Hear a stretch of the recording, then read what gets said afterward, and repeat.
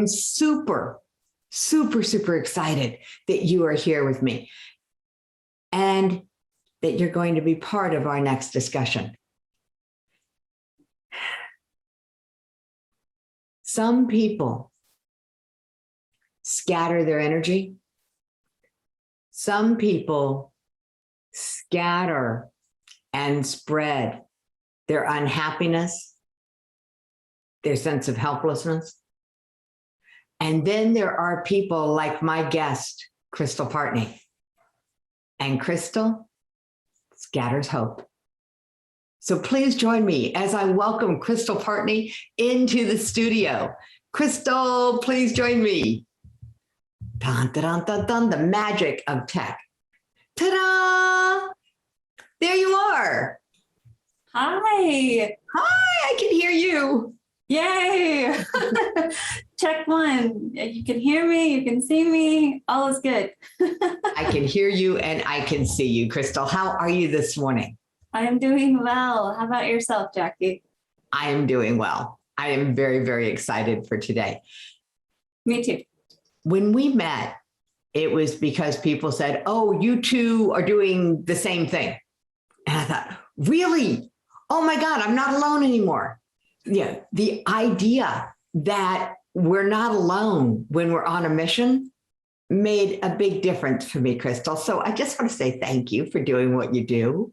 Oh, thank you so much. And back at you, same to you, Jackie. I know it's always, fun and interesting to get to know other people in this same space and arena. And I'm just so thrilled that we connected with each other. Now, you have to start with telling your story. So we're going to take people in the Wayback Machine. All right. This is a chance for people to get to know you, Crystal.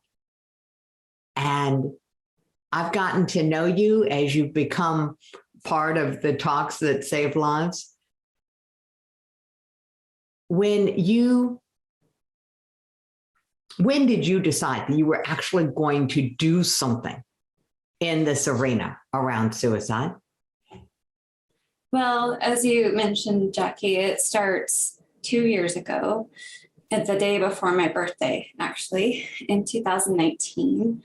I received a phone call from my mother saying that my sister Gina had taken her life that morning. And as you can imagine, we were completely devastated and heartbroken as a family.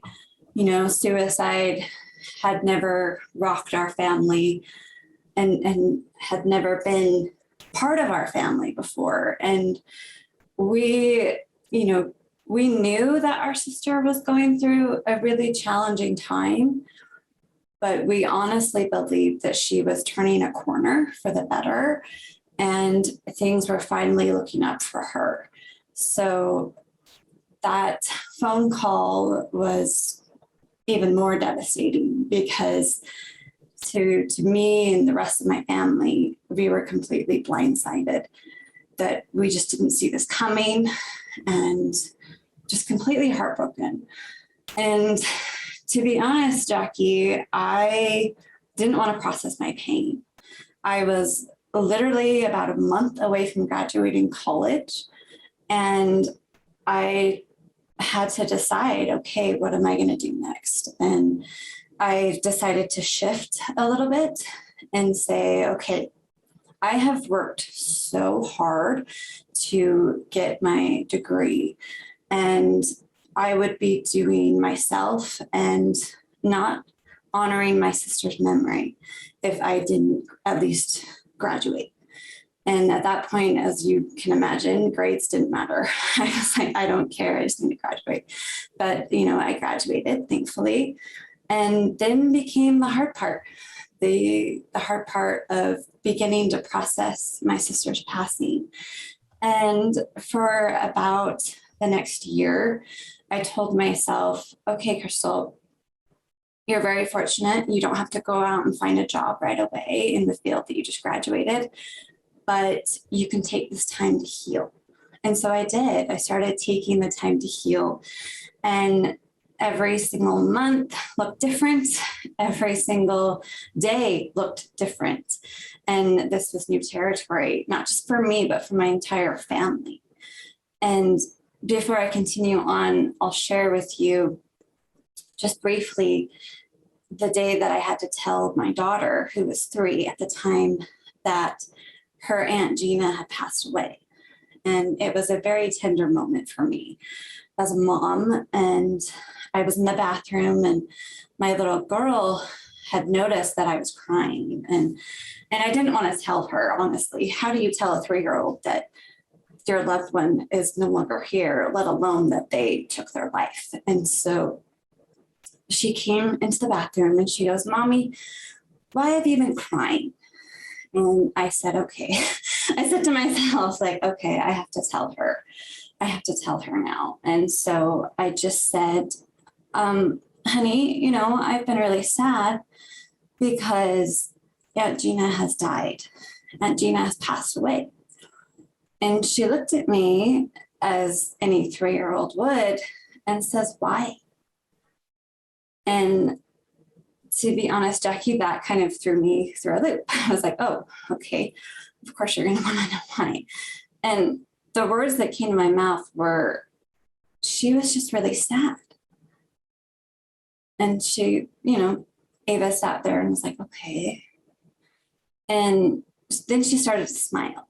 And I was like, oh no, but I just told you that your Aunt Gina has died and you're now smiling. And I said, honey, why are you smiling?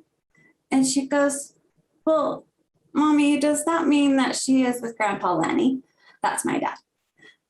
And I said, yeah, honey, she's with Grandpa Lenny. And she got the biggest smile on her face. And she says, okay. And she runs out of the bathroom.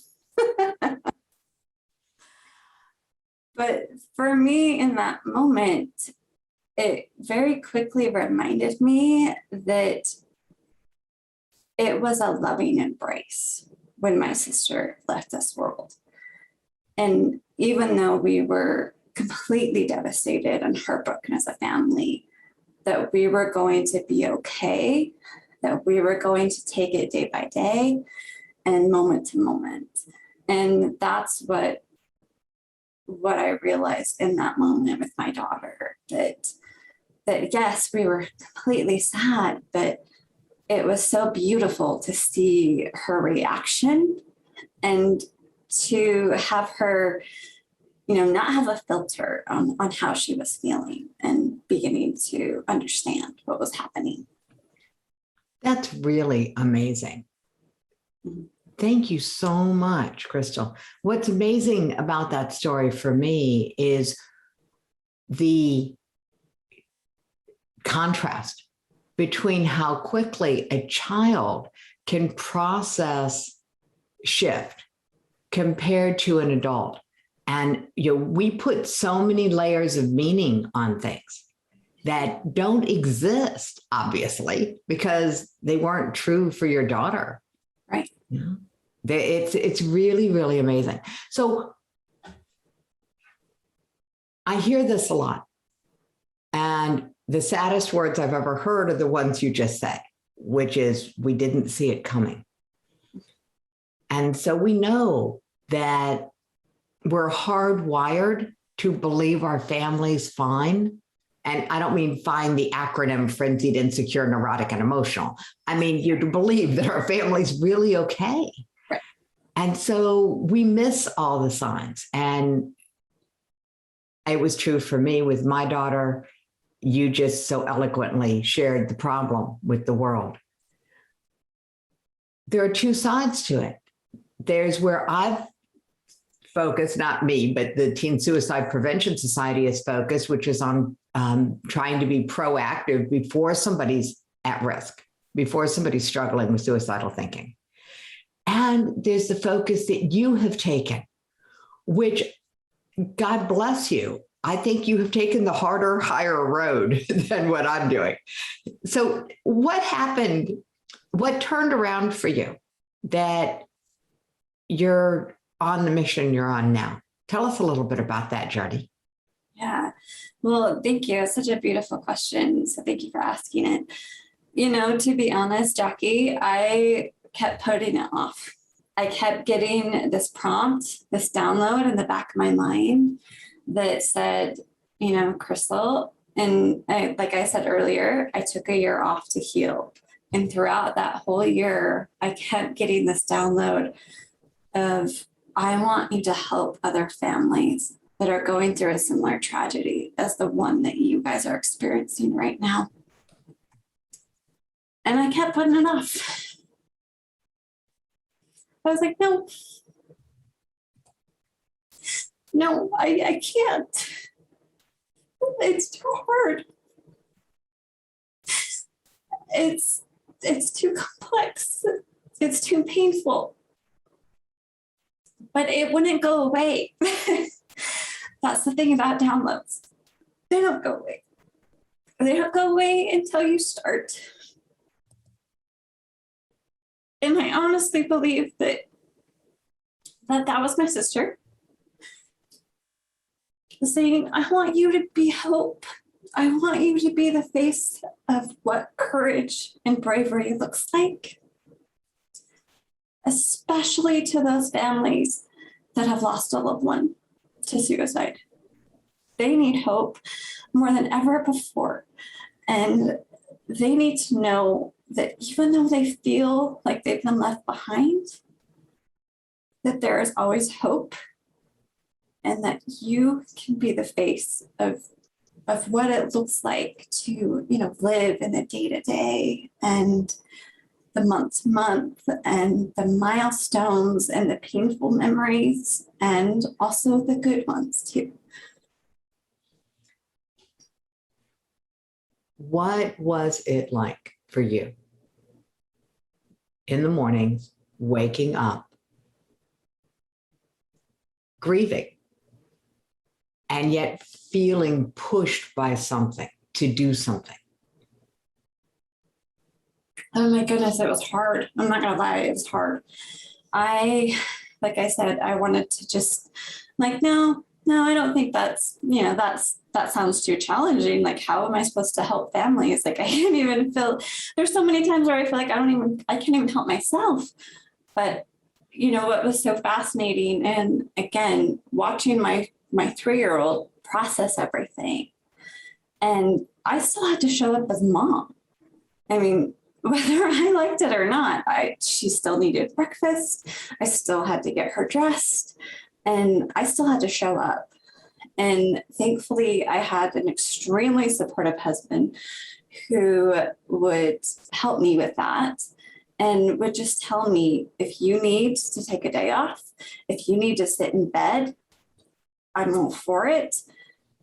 I think in the back of my mind, though, I knew that even though it was hard, I had to get up. I had to do the things that I was used to doing, because I don't want to say it distracted me. In so many ways, it kind of did, but it was a good distraction that it was a reminder that, okay, I'm doing this thing. I'm doing this hard thing that I don't even know how to do.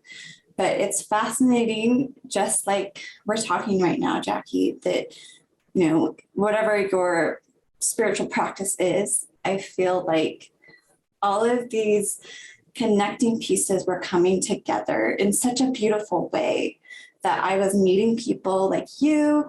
I was connecting with other people in the same realm, in the same space.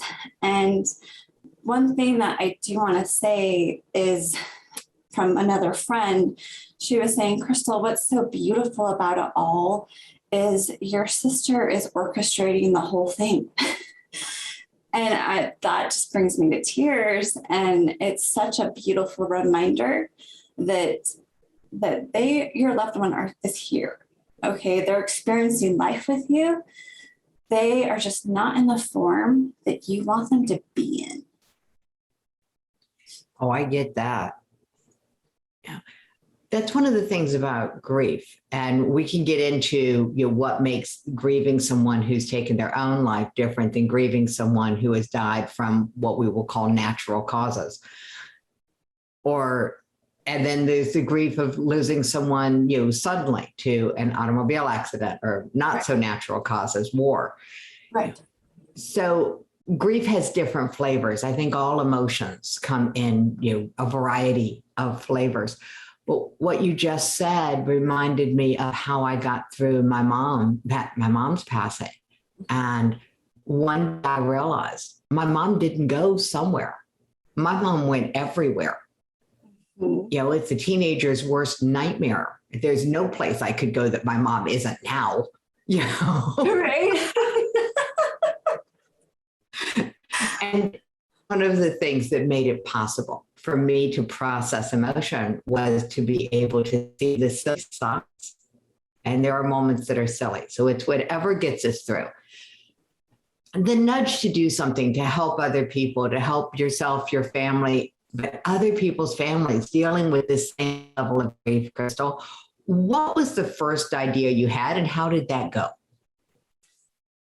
Oh, like I said, it was kind of interesting because it was like this whirlwind of things that I kept getting download after download after download.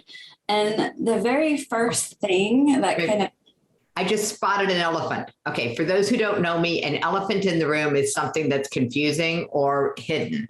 And in this case, what I think is hidden is what do you mean by download? Oh, okay. Thank you for saying that. And I'll clarify that. So what I mean by download is getting sort of this divine inspiration that comes into my mind. And it could be a thought, it could be something that I need to do, like an action step. But that's what I mean when I say the word download. Cool. So you had all of these inspirations and thoughts that just would not go away. Mm-hmm. And then what action did you take first and how did it go? So the very first action I took was I sat down and the thought that kept coming into my mind was creating a subscription box. And at first I was like, okay, that's seems a little strange, but I'll go with it. Subscription box? Uh-huh. Yeah. Yes. Club or something? Sorry? I said, we're talking like jam of the month? Where yes, they send you jelly every month? Yes. And that one, like I said, it kind of was like, oh, okay, wait a minute. But ultimately, it would be a subscription box that would arrive at someone's doorstep every single month. And inside, there would be tools, would be things that I used to help process my grief after losing my sister. And just the techniques and tools that I used. And that's what it is. That's what Scattering Hope is a subscription box that helps someone heal after losing a loved one to suicide. So that was the very first thing that kept coming into my mind.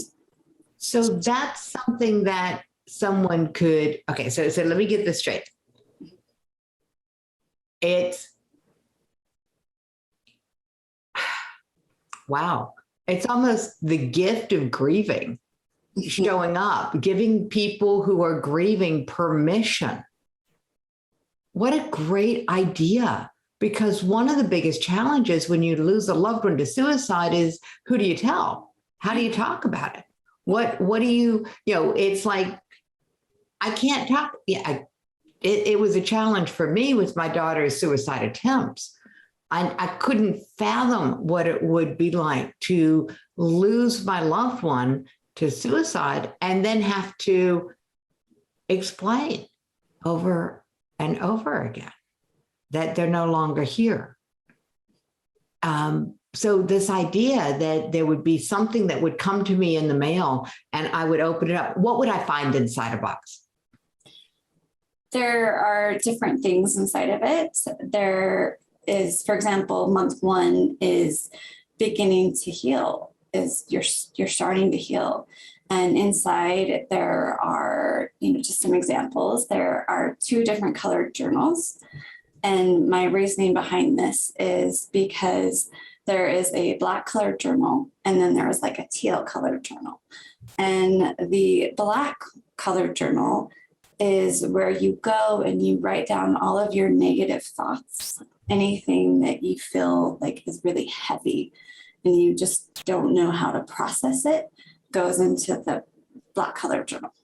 And then every night before bed, you pick up your teal colored journal and write down what you are grateful for. Ah. And that's just an example of some of the items that are inside. There's also a tumbler that I created to again remind you the importance of drinking water. Oh, a tumbler, a glass. Mm-hmm.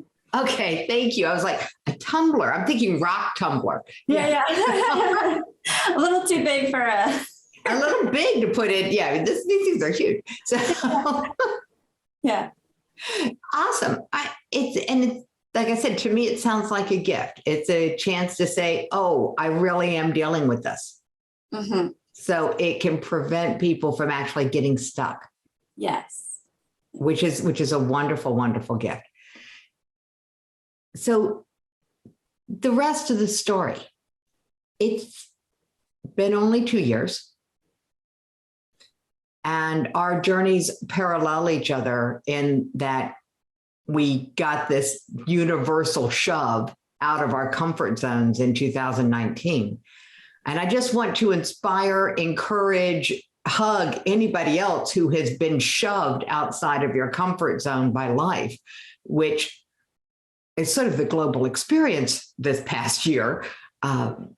So whatever has shoved you, Crystal, let's take them on the journey of what it's like when you started really following the nudges, when you let go of any, well, you didn't let go of any. All right, let me not put words into your mouth, but let's say when you started taking action in the direction you were being guided by your inspiration, what happened? More inspiration, more action steps. Isn't that how it usually works? And it's interesting because the things that I hesitated on and kind of waited, it like, again, it was like my sister was saying, Crystal, no, I'm serious. Like I put that on your heart for a reason. So you need to follow it. And then I was able to write a 30-day journal that walks somebody through that first 30 days of losing a loved one to suicide. And it tells every day is a new like daily affirmation and a daily journal prompt and why I chose that particular day. But that was just another example of the inspiration that came to my heart.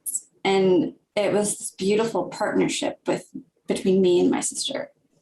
I'm just going to call you into the room. You wrote a book. Yes. Okay. Most people take years to write books. So you wrote a book. What a great thing. All right. So it's a 30-day journal. Yes. Okay. So now we're getting the steps and it's about the first 30 days. And it's really wonderful to me that you did that because it hadn't dawned on me. I'm going, hold it. We track the first 100 days that a president's in office. We track the first, whatever for a lot of the milestones in our lives. And I've never heard of anyone actually tracking that for what most people would not consider a milestone, but certainly losing a loved one to suicide is a turning point. Absolutely. And giving yourself permission to actually track what those first 30 days are like. What a huge gift, Crystal. Just the concept of pay attention, because I can only imagine that it was a lot of shifting for you. Definitely, for sure. And one of the goals of the journal itself is, even if it's been past the 30 days, I want this journal to be something that you go back to whenever you need it. So it doesn't matter if it's the 29th day of the month or happens to be the first day of the month. Pick it up, use it, have that be a reminder that you have decided that you're going to begin that healing process. I'm going to name an elephant in the room about why I think this is so important and why this fits so perfectly into our pure prevention programming that we espouse. It's because what many people don't know is that the first highest risk group, okay, the highest risk group for taking your own life is somebody who has attempted to take their own life before. So if you know someone who has survived an attempt, whatever you can do to support them and grieving the life that they had before they attempted versus the life they're creating now would be a great support. What's less known is that the second highest risk factor outside of a serious mental illness is if you've lost a loved one to suicide. The brain, especially the teenage brain, accepts it as being normal to take your own life when someone around you has taken theirs. And that's why I love the fact that your journal is a focus on, I'm on the journey to heal. For me, that means I've decided to turn my back on the ledge and I'm walking the other direction. It's such a beautiful gift, Crystal, that you decided to, one, do that journey yourself. You know, that you turned your back on the edge, walked away from it, and are creating all these tools that create buffers for people, something that backs them away from the edge. Now, I have to ask, because it hasn't been all that long ago since all of this has started for you. What are people telling you about what you're doing, about the effect it's having on their lives? What's going on in your world? You know, I think the greatest compliment that I have gotten is from my mother. And she just is so proud. She says, you're doing what most people don't want to do, and that is address the elephant in the room. And you're giving people, like you just said, Jackie, so eloquently, buffers, and saying, I saw that ledge. I watched my sister go over that ledge, and I'm deciding not today. But the greatest, you know, like I said, the greatest compliment is from my mom, and saying, you are providing hope.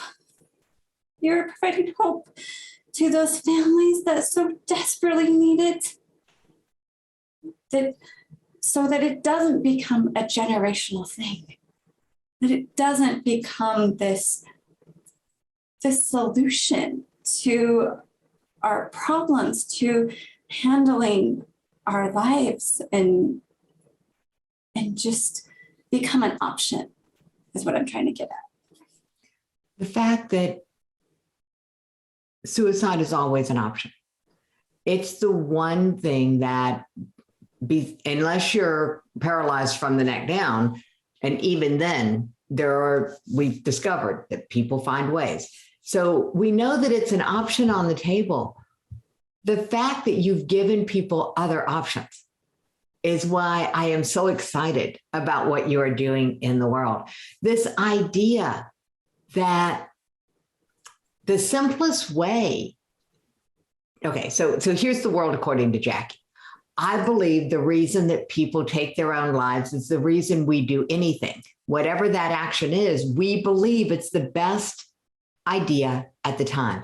In the case of suicide, it's the only idea they can see. It's the only option on the table. And what you're doing with Scattering Hope is helping people see that there are other options. It's as simple as that. If there's more than one option on the table, then suicide is not the action that'll get taken. It's the action item, in my opinion, when there doesn't seem to be, when they can't see any other options.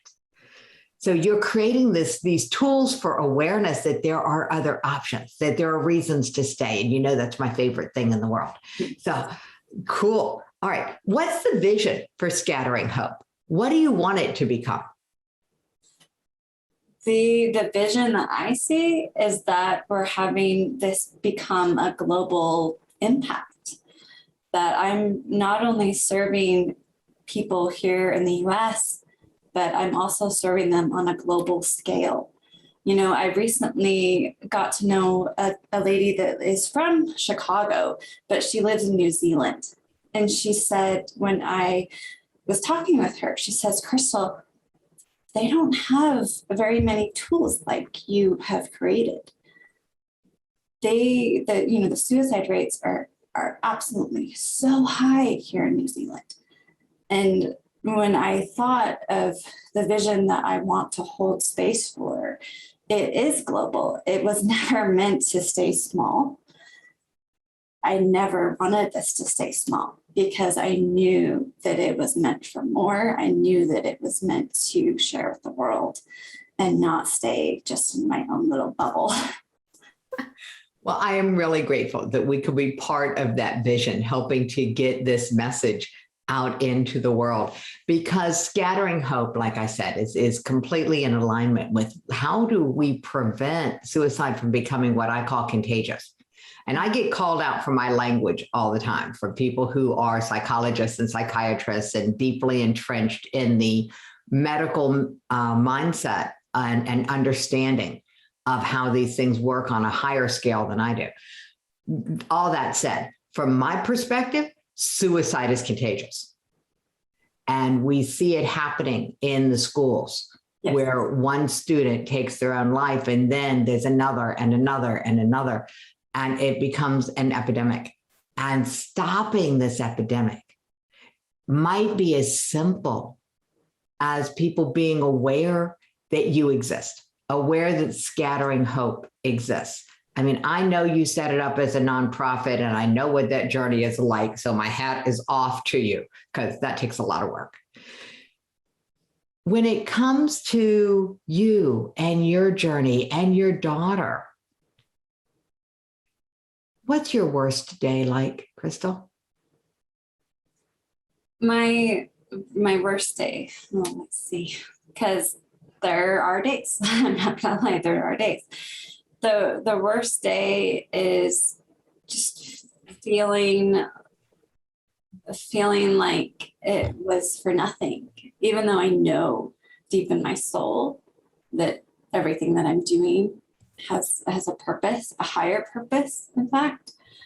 But when I believe the lie that whatever I'm working on, whatever I'm creating won't serve others, and I start to believe that lie, even if it's just a smidge, that's a pretty rough day for me.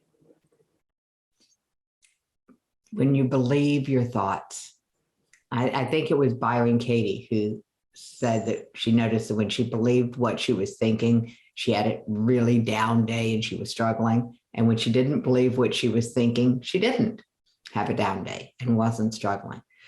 And I wish that it was as simple as being able to remember that. But it's the one thing I forget when I need it the most. I forgot something. And this is something I want everyone to know. You don't have just one nonprofit. You don't have just one mission. What's the other mission? And then we're going to get to some questions in the chat because I see them coming in. Sure. So actually, I need to correct you, Jackie. They're both not nonprofits. Okay. They are set up as an LLC. Cool. Just wanted to clarify that. Thank you, because that's an important distinction. Yeah. And I am having been on the nonprofit journey with the Teen Suicide Prevention Society. It's not one to be undertaken until it's absolutely necessary. Yeah, I mean, yes. It's complicated in some ways. All right, so thank you for the clarification. And let me address the elephant, because we got a question in the chat and it was just, they missed the language. Outside of mental illness, contributing factors to suicide that we've been discussing, one of the highest risk factors is if you've had a previous attempt. The second is if you have lost a loved one to suicide. And there are several others. And that's really what the Owl and the Thistle is about, right? Correct. Okay, so I'm going to drop that because this is a great gift and a perfect segue. So thank you very, very, very much for the question. And my screen is saying, Latoya, thank you for the question. All right, so the signs to watch for, this is where you get an Owl and Thistle. Yes. So we know what Scattering Hope is about, and we know who it's for. And we'll come back to it in just a second, because you created an amazing gift for everyone around being able to share hope with the people around them. But what is Owl and Thistle? So Owl and Thistle actually began before Scattering Hope. And I was really sort of sitting with this idea of, okay, like what's being prompted on my heart. And it was thinking to my sister at that time and watching her struggle. And I was sitting there going, okay, and I'll just share this because it's a perfect segue as to why I even started Owl and Thistle. So the Christmas, unknowingly, before my sister passed away, I was out Christmas shopping, and I saw this gift. I saw this little wooden sign, and I was like, oh my gosh, I have to get that for Gina.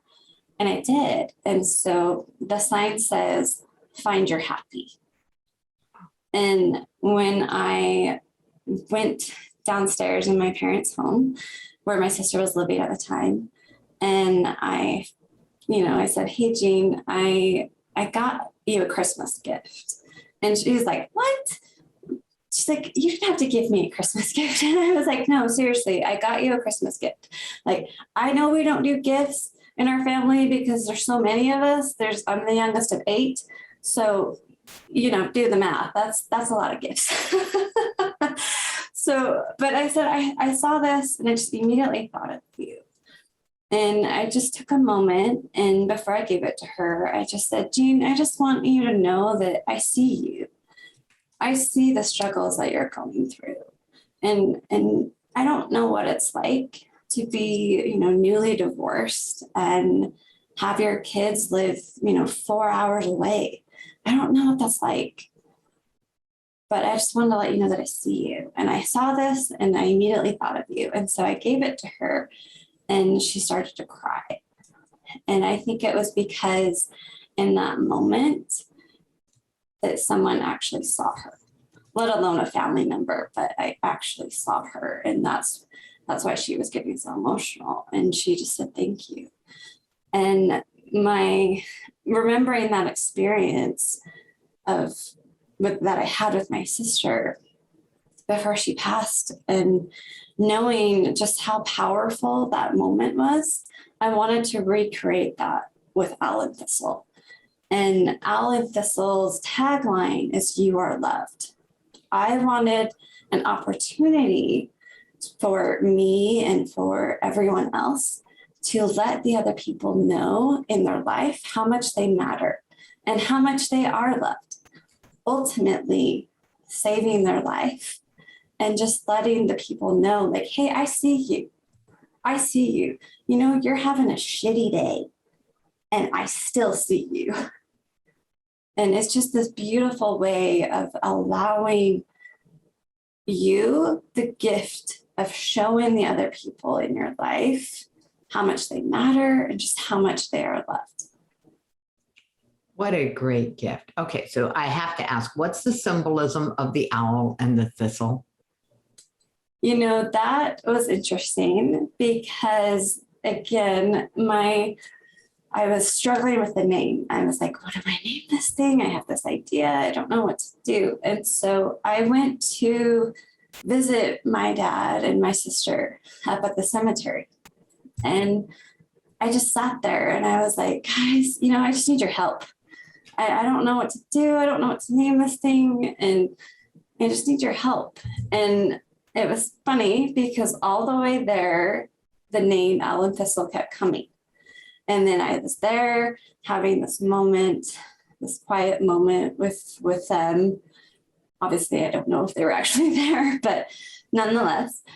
And the name just kept coming back. And then I went home and I was like, okay, well, I'm just going to check it out and see if it's available. And it was. So it was this beautiful moment where it was like, okay, it was so funny because I remember just kind of like, why does this keep coming back? And it was almost like, duh, this is the name. But it was this really beautiful moment for me. Thank you so much for sharing that, because sometimes we imagine things have more symbolism behind them. I was waiting for the story of what the owl means and the thistle and how, and I had this whole story in my head, and it was just a story in my head. Some things are just really simple. And I love the fact that this is just what it is. This is the name it's supposed to have. And so we are going to be having a lot of fun with some things just are supposed to be the way that they are. Mm-hmm. And we don't have to complicate them. And that's another gift of this conversation for me, Crystal, is recognizing that I spent a year and a half struggling with creating the perfect name for our programs at the Teen Suicide Prevention Society. Yeah, it's like, oh my God, the amount of, we're going to call this riding the twins of perfectionism, like it had to have the perfect name before I could talk about it. Mm-hmm. And procrastination, which is often what perfectionism promotes and hides. Right. So I was riding those twins for a long time. Your ability to just say, oh, I got it. And to accept the divine guidance, you attribute it to your sister, which is such a lovely testimony to the fact that she had such an impact on your life and still does in a very positive way. Mm-hmm. And that's a real gift in and of itself. Speaking of gifts, for anyone who's here live, and for those of you who are watching this on the YouTube channel, the Suicide Prevention Movement, Crystal, your second gift is nothing short of amazing. It is so like you, just this is what it is. It's 5 ways to begin healing right away. And it acknowledges something that most people don't want to acknowledge, which is that you don't have any choice about having lost your loved one. You have a choice about when you begin to heal. And if you want to start now, here's a guide. Exactly. Yeah. I will add to that to just emphasize what you just said, Jackie, is that you're on no one else's timeline but your own. And when you decide, it's here.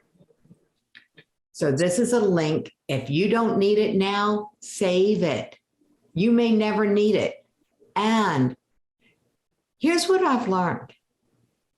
You can't tell by looking. And the odds are that there's one in every room. In every Zoom meeting you're in every in-person meeting you're in, there is someone in that room grieving the loss of a loved one to suicide. So you may never, God willing, you will never need this for yourself, that you will never lose a loved one to suicide. But if you have, start using it now. And if you meet someone and you say, hey, I'd like to send you a link, I'd like to send you a gift. When you're ready to start your healing journey, when you're ready to have some movement around this, and you don't have to do it on anybody's timeline. I loved that line, Crystal. But I want everyone to have this so that they can give it away when they meet someone who's dealing with the unthinkable, losing a loved one to suicide. And we all know someone, we just may not know that we know someone.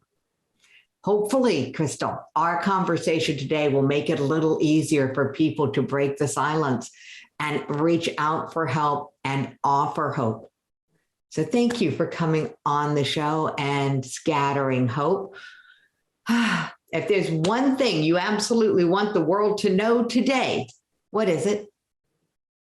That you can scatter hope to those that need it most. There you go. No one is helpless. They can all share hope. And it's free. Who knew? Who knew? Crystal, thank you for being you, and thank you for being on the show. Best of energy, best of luck, but oh my goodness, you are changing the world and you're helping people heal. And I so appreciate that. Thank you. Thanks for having me, Jackie. I've enjoyed our conversation.